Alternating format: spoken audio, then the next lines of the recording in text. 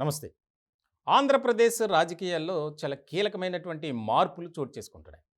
త్వరలో జరగబోయే ఎన్నికలకు సంబంధించి పొత్తుతో ముందుకి కదులుతున్నాయి తెలుగుదేశం, అలాగే జనసేన పార్టీలు. ఇలాంటి సందర్భంలో తాజాగా 2 పార్టీల నుంచి ఒక జాబితా విడుదల చేశారు. ఇలాంటి క్రమంలో పొత్తుతో మనం అధికారం సాధించాలి, అధికార దిశగానే మనం దాన్నే టార్గెట్‌గా పెట్టుకొని ముందుకు వెళ్ళాలని 2 పార్టీలో ఉన్నటువంటి కీలకమైనటువంటి నేతలు ఆలోచన చేస్తున్నాయి.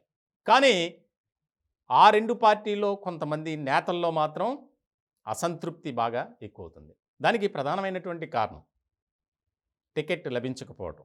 అంటే నాకు టికెట్ దక్కుతుందని ఆశపడినటువంటి వ్యక్తి వేరొక పార్టీకి అది వెళ్ళడంతో భంగపడటం. ఉదాహరణకు తెనాలి నియోజకవర్గం తీసుకుందాం. తెనాలిలో జనసేనకు కేటాయించారు. అక్కడ తెలుగుదేశం పార్టీలో సీనియర్ నాయకులుగా ఉన్నారు ఆలపాటి రాజా.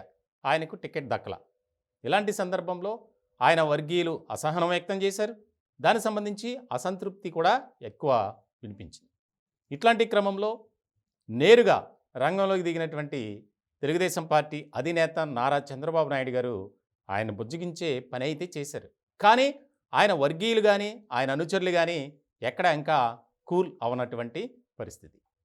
ఇలాంటి సందర్భంలో అక్కడితో ఆగిందా అంటే లేదు, ఇంకా అది కంటిన్యూ అవుతూనే ఉంది. ముఖ్యంగా కోడుమూరు నియోజకవర్గానికి సంబంధించి అక్కడ టికెట్ ఆశించినటువంటి టీడీపీ ఇన్ఛార్జి ప్రభాకర్ ఆత్మహత్య యత్నం చేశాడు.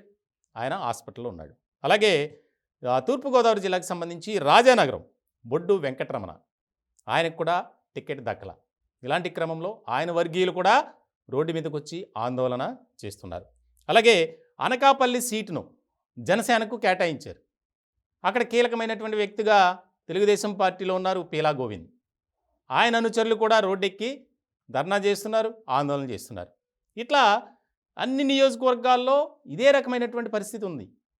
అంటే మాకెందుకు కేటాయించలేదు, ఎక్కడైతే జనసేనకు కేటాయించినటువంటి స్థానాలు ఉన్నాయో ఇంకా కొన్ని ఈ నియోజకవర్గాల్లో జనసేనకు కేటాయించబోతున్నారు అని వార్తలు వస్తున్నటువంటి నేపథ్యంలో వారంతా రోడ్డెక్కి, ముఖ్యంగా తెలుగుదేశం పార్టీ నాయకులు అలాగే ఉన్నారు, జనసేన పార్టీ నాయకులు కూడా అలాగే ఉన్నారు. ఇలాంటి నేపథ్యంలో చాలా కీలకంగా మారినటువంటి పరిణామం. 2 పార్టీల అధినేతలకు ఇక్కడ బుజ్జగించుకోవాలి, అలాగే ఎన్నికలకు ముందుకు వెళ్ళాలి.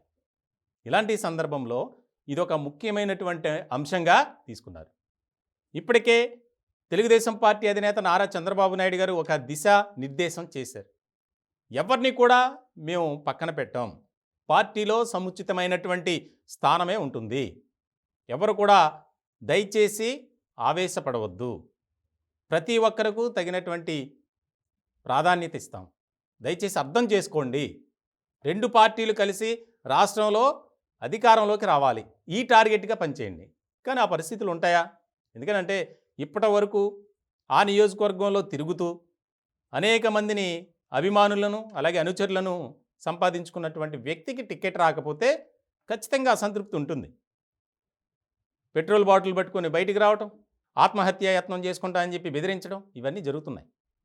ఇట్లాంటి క్రమంలో తాజా పరిణామాల నేపథ్యంలో ఈ బాధ్యతను ఒక టీంను ఏర్పాటు చేసి వారందరితో మాట్లాడి ఈ సమస్యను పరిష్కరించాలి, ఎక్కడా కూడా రాష్ట్రంలో ఇది మళ్ళీ పునరావృతం కాకూడదు, దయచేసి నచ్చచెప్పి వారిని బుజ్జగించి పరిస్థితిని చక్కబెట్టేలాగా నిర్ణయాలు తీసుకోండి అని టీడీపీ అధినేత నారా చంద్రబాబు నాయుడు గారు ఒక ఆదేశం జారీ చేసినట్లు తెలుసు.